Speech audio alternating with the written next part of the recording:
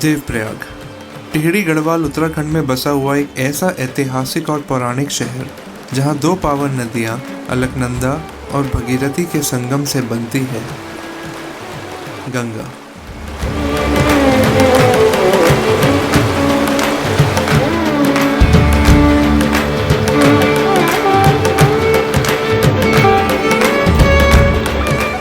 ये जगह कितनी पुरानी है इसका अंदाज़ा हम इस बात से लगा सकते हैं कि इस स्थान का जिक्र स्कंद पुराण में भी मिलता है।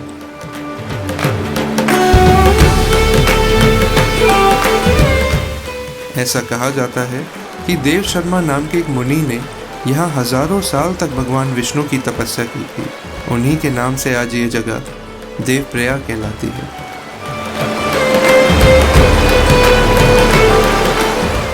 अब आप सोच रहे होंगे कि एक तरफ तो शांत सरलता से बहती हुई अलकनंदा है और दूसरी तरफ तीव्र भाव से आगे बढ़ती हुई भागीरथी है। दोनों के मिलन से गंगा कैसे बनती है? तो कहानी कुछ इस प्रकार है कि इक्ष्वाकु वंश के राजकुमार राजा भगीरथ ने अपने कठोर तप से गंगा को ब्रह्मलोक से धरती लोक पर आने का आग्रह किया ताकि उनके पूर्वज जो कपिल मुनि के श्राप से भस्म हो गए थे उनकी आत्मा को शांति मिले, उन्हें मोक्ष प्राप्ति हो सके। राजा भगीरथ के प्रयासों से गंगा ने ब्रह्मलोक से धरती लोक पर आने का फैसला किया, पर इसमें एक समस्या थी कि गंगा का भाव, गंगा की तीव्रता इतनी थी कि धरती लोक उसे सहन नहीं कर पाती। तो राजा भगीरथ ने भगवान शंकर की आराधना की, पूजा की। तो गंगा जब ब्रह्मलोक से धरती लोक पर आई तो भगवान शंकर ने उसे अपनी जटाओं में स्थायी स्थान दिया और अपनी जटाओं से एक धारा निकाली। तो हिमालय गौमुख से जब गंगा राजा भगीरथ के पीछे चलती हैं तो यहाँ देवप्रयाग में आके राजा भगीरथ अपने पितरों का दान करते हैं, पिंड दान करते हैं, उनके मोक्ष प्राप्ति की प्रार्थना करते हैं और यहाँ पे गंगा को अलविदा कह देते हैं। गंगा के आशीर्वाद से गौमुख से देवप्रयाग तक वह भगीरथी कहलाई और यहाँ अलकनंदा के साथ मिलकर ऋषिकेश, हरिद्वार और आगे गंगा सागर तक वे पावन गंगा कहलाई। तो ये कहानी है इस जगह की, इस देवप्रयाग की।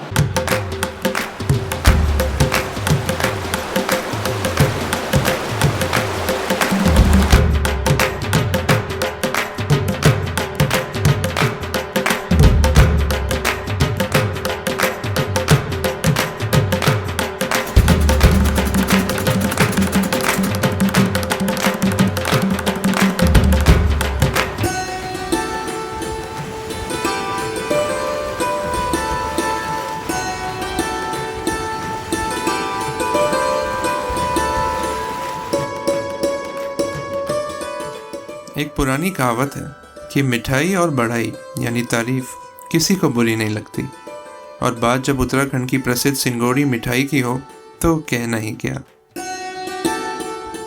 ट्रेडिशनल तरीके से तैयार की गई ये मिठाई में भुने हुए मावे को मालू के पत्तों में भरा जाता है, जिससे एक तो उन पत्तों की महक और स्वाद मिठाई में समा जाता है और दूसरा मिठाई की शेल्फ लाइफ बढ़ जाती है। ये पत्ते उत्तराखंड के जंगलों में 12 महीने पाए जाते हैं और प्लास्टिक कप, प्लेट्स जैसी सिंगल यूज प्लास्टिक का एक लोकल और हेल्दी ऑल्टरनेटिव माना जाता है, क्योंकि प्लास्टिक एक तो एनवायरनमेंट को पल्यूट करता ही है और साथ ही प्लास्टिक में खाना खाना बॉडी के लिए हार्मफुल होता है। अब सवाल ये है कि इस पुरानी कही जाने वाली विजडम को हम कितना अपनाते हैं।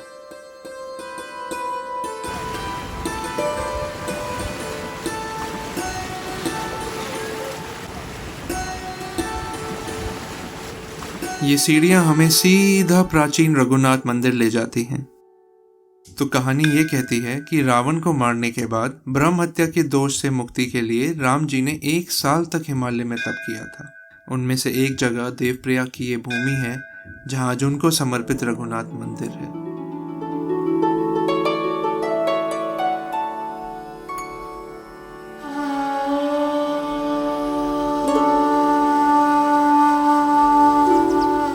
तमिल वैष्णव लिटरेचर में 108 दिव्य देशम यानी दिव्य टेम्पल्स का वर्णन है, जिनमें से एक देवप्रयाग का ये रघुनाथ मंदिर है।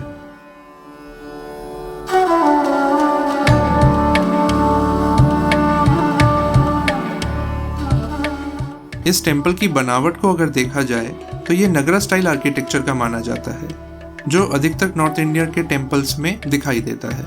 और इसका शिखर छतरी नुमा है, जो कत्यूरी स्टाइल आर्किटेक्चर का है, जो बाद में कत्यूरी डायनेस्टी के साथ हिमालय में विकसित हुआ।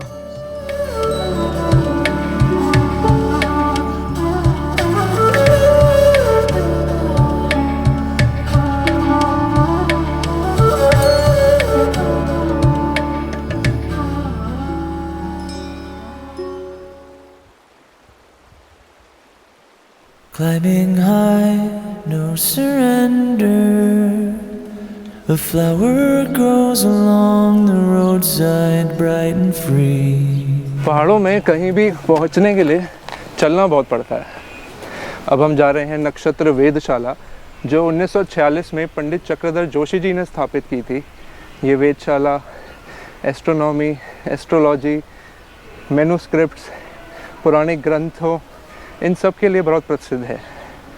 यहाँ पे आप टेलीस्कोप से तारे सितारे भी देख सकते हैं। इस जगह की खास बात यह है कि ये सौरमंडल में चारों दिशाओं से बराबर की दूरी पर है, इक्वी डिस्टेंट है ना। बहुत सही, आइए चल के देखते हैं। Rich and red, dark and tender. This one grows on sturdy vines, plays hide and seek. इस वेधशाला को हम 3 भाग में समझ सकते हैं। पहला भाग आचार्य पंडित चक्रधर जोशी जी। जोशी जी भारत प्रसिद्ध विद्वान थे।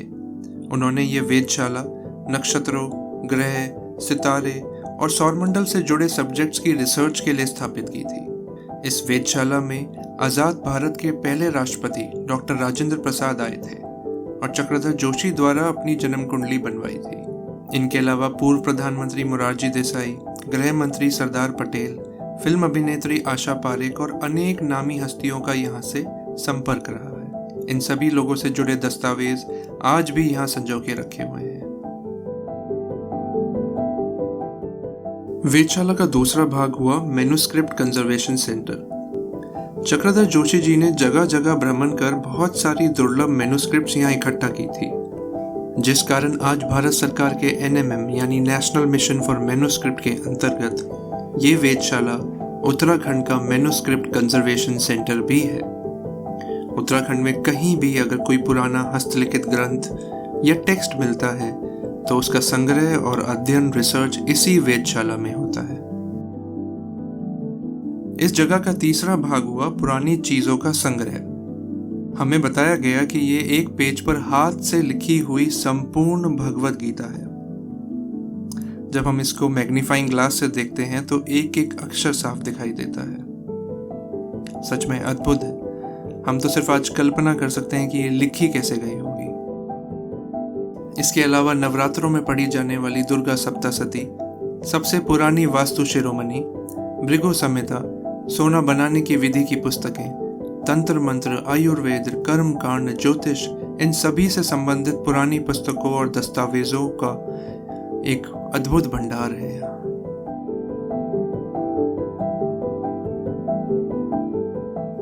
ये धरोहर अनमोल है। इनकी रिसर्च, इनका अध्ययन समाज को जागृत और एजुकेट कर सकता है। इस वेधशाला के वर्तमान संचालक और कर्ता धर्ता श्री प्रभाकर जोशी जी एवं आचार्य भास्कर जोशी से तो हमारी मुलाकात नहीं हो पाई, पर उनके द्वारा पाली हुई ये 40 साल पुरानी मछलियों से हम जरूर मिले।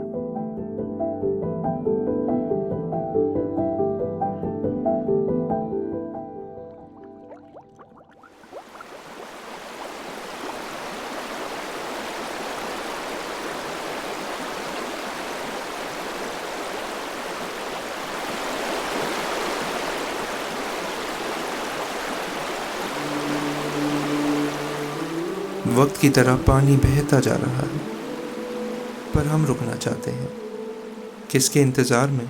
शायद खुद से खुद की एक मुलाकात के लिए।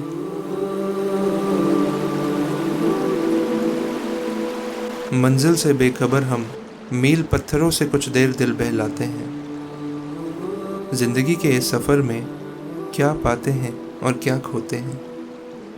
जिनसे बने थे एक दिन उन्हीं में वापस मिल जाते हैं।